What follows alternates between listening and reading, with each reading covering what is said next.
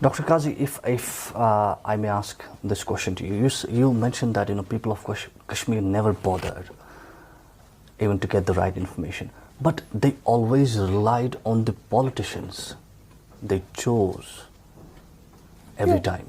That's true, that's true. But the question remains, I don't say that the politicians lied to the people outrightly.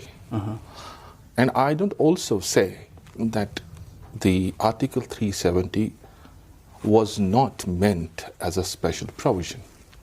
But what I see, the interpretations legally, if you look at the Article 370, it seems sound. The wording is sound. The wording seems to be correct legally, from the legal point of it. But what I contest is, did on ground the same article, play the role which it was made, which it was actually purposed to play on ground? It did not. It had become a vehicle in the hands of the ruling party at the center to create, you can say, constitutional massacres right from 1953 and implement those things which actually legally were supposed to be not permissible under Article 370. But that was not regarded at all. Everything which was done in this state, it was done under the cover of Article 370.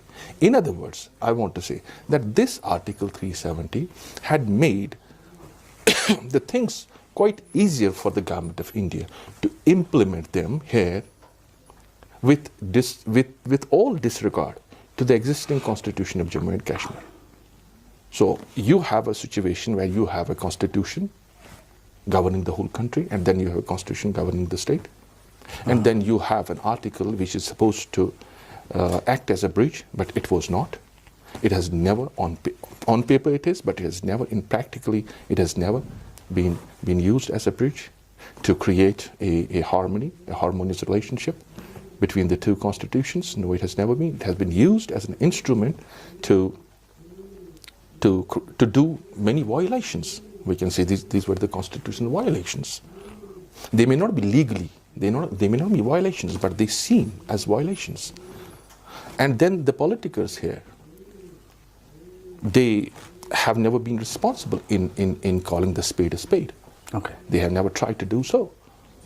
And they have always been doing that thing, particularly in order to keep this Article 370 as a special provision for them, not for the people of Jammu and Kashmir.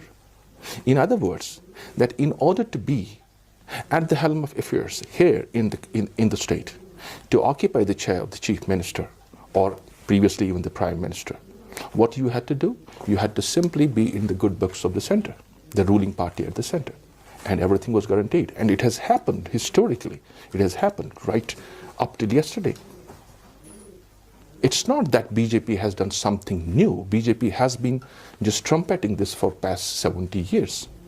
But where were these political players for past 70 years who were telling us that Article 370 has its inherent guarantees within the Constitution? It didn't have. It was a provision which was purely temporary.